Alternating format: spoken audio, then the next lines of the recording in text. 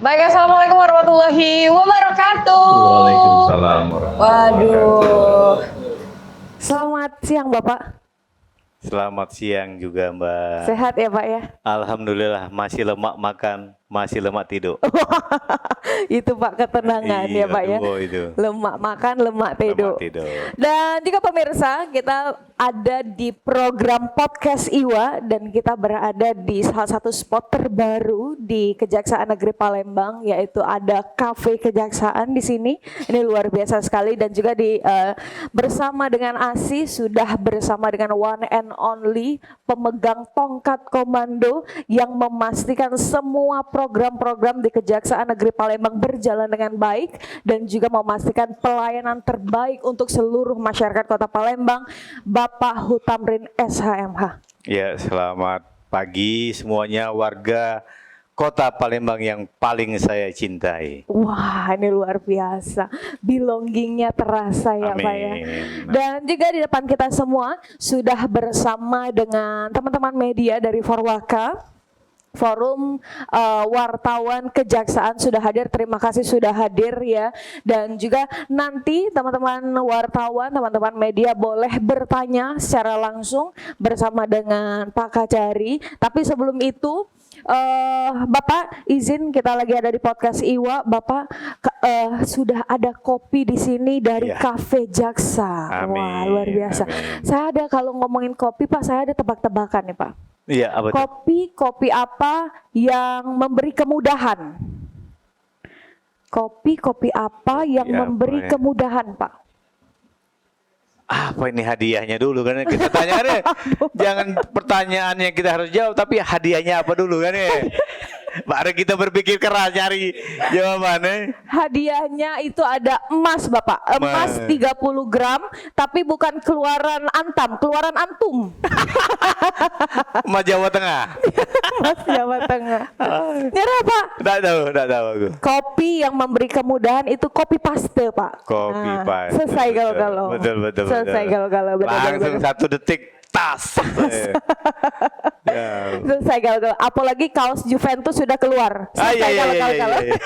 Amin. 1 tahun menjabat Pak sebagai Kepala Kejaksaan Negeri Kota Palembang. Di bulan September ini, tepat di bulan September 1 tahun yang lalu 2024, Bapak resmi dilantik menjabat sebagai Kepala Kejaksaan Negeri Palembang. Boleh dong diceritakan terlebih dahulu, kalau misalnya kita boleh kilas balik ke depan, apa di 2024 yang menjadi prioritas utama Bapak, dan kita melihat di 2025 ini apakah sudah terlaksana ataukah prioritas tetap utama tapi inovasi-inovasi tetap dijalankan? Ya. Jadi setahun yang lalu pada tahun 2024 bulan September juga saya dilantik menjadi Kepala Kejaksaan Negeri Kota Palembang. Betul. Program utama pada saat itu adalah perbaikan SDM. Tata kelola, tata administrasi yang harus kita perbaiki di Kejaksaan Negeri Kota Palembang. Di mana pada saat itu tumpukan tanda tangan itu bisa nutupi wajah kita, ya kan? Lebih banyaklah berkas daripada wajah Kajarinya kan. Saya coba merubah sistem sebenarnya sudah ada, tapi belum terlaksana sepenuhnya, yaitu ada persuratan kejaksaan, yaitu di CPD. Nah, semua surat itu akhirnya saya alihkan ke digital. Dan seiring jalan yang tadinya jawabannya selalu biasanya saya buat menjadi luar biasa. Jadi kalau ditanya Pak biasanya begini Pak, biasanya begini, tapi seiring jalan tadi menjadi suatu hal yang luar biasa. Ini terlaksana dengan apa yang kita harapkan. Zaman digitalisasi, kita bisa kerja di mana saja dan kapan saja. Betul. Nah, jadi nggak perlu saya harus ada di kantor, saya bisa di mana-mana dan saya bisa tanda tangan dimanapun juga. Itulah perbaikan tata kelola dan SDM yang ada di Kejaksaan Negeri Kota Palembang. Alhamdulillah itu sudah terbentuk dan sudah berjalan sebagaimana mestinya. Baik, baik, baik. Jadi diutamakan internal terlebih dahulu yang Betul, baik, betul. eksternalnya akan mengikuti, outputnya akan mengikuti. Betul itu. Gitu. Wow, ini luar biasa sekali ya. Dan itu prioritas utama. Tapi setahun kemudian itu mungkin bukan menjadi prioritas utama lagi. Ya. SDM, internal, sistem pasti akan sudah berjalan dengan baik, sesuai dengan yang Bapak harapkan.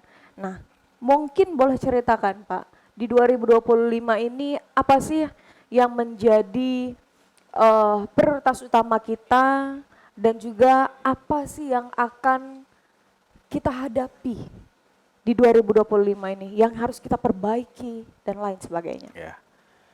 Yang harus kita perbaiki dan kita pertahankan adalah kepercayaan masyarakat yang utama.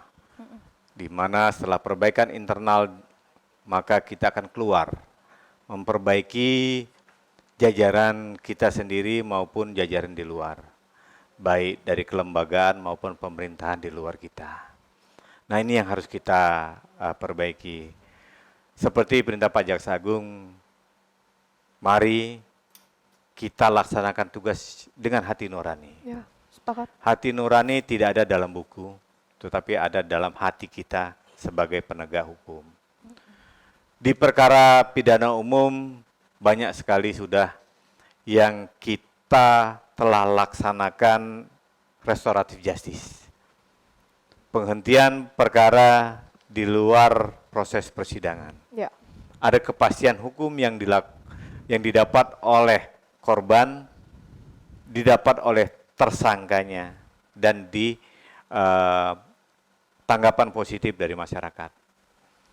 Dan ada suatu program berkaitan dengan restoratif justice tadi. Pemikiran di saya bahwa mayoritas perbuatan ataupun tidak pidana yang dilakukan oleh mereka tersangka ini karena keadaan ekonomi, karena keadaan sosial yang memaksa mereka untuk melakukan perbuatan melawan hukum tadi.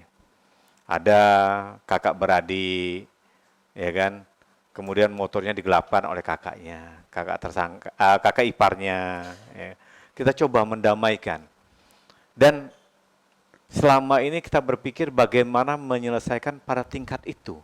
Ya. Tapi tidak pernah terpikir bagaimana setelah itu. Betul. Paskanya apa yang harus kita lakukan. Karena apa? Kalau tidak ada dukungan dari kita, maka tuntutan sosial tetap akan menjadi pemicu perbuatan suatu tindak pidana. Sepakat. Nah, sepakat itu kita kan? Sepakat. Dan alhamdulillah kami ada program bekerja sama dengan BNI, kemudian nanti akan bekerja sama juga sama pemerintah Kota Palembang, yaitu pemberian gerobak bakso. Pemberian gerobak bakso. Pemberian gerobak bakso untuk memberi lapangan pekerjaan kepada mereka yang melakukan tindak pidana tadi yang telah kita berikan restoratif justice. Kita akan berikan lapangan pekerjaan, yaitu jual bakso. Wow. Ya, ini itu gerobak baksonya nanti dari BNI. Titik menjualnya atau titik mereka berdagang nanti akan difasilitasi oleh Pemkot. Oh, akan ditentukan oleh Pemkot. Oke, kemudian satu dari PT Dinasti Hanjaya. Dinasti Hanjaya ini adalah distributor bakso yang akan memberikan bakso modalnya awal.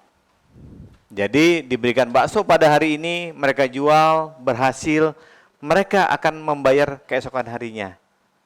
Jadi tanpa modal, hanya dengan kepercayaan dan semangat untuk merubah hidup, itu kita coba jembatani. Wow, gitu. Ini luar biasa ya Pak ya, suatu inovasi, dan mungkin ini baru pertama di Indonesia Pak? Ini yang kedua. Kita yang kedua. Tapi yang pertama pertama di Sumatera Selatan. Di Lampung Selatan. Di Lampung Selatan. Ya, tapi tidak berjalan. Tidak berjalan karena 2 minggu kemudian terkena dampak COVID. Oh. Nah, pada saat saya juga menjabat Kepala Kejaksaan Negeri Lampung Selatan. Dan ini adalah program yang kedua di mana kita juga dapat fasilitas ataupun dapat difasilitasi oleh Bank Negara Indonesia. BNI. Gitu. Dan juga didukung oleh pemerintah Kota Palembang. Iya, pasti itu. Kita berkolaborasi dengan Pemkot Palembang.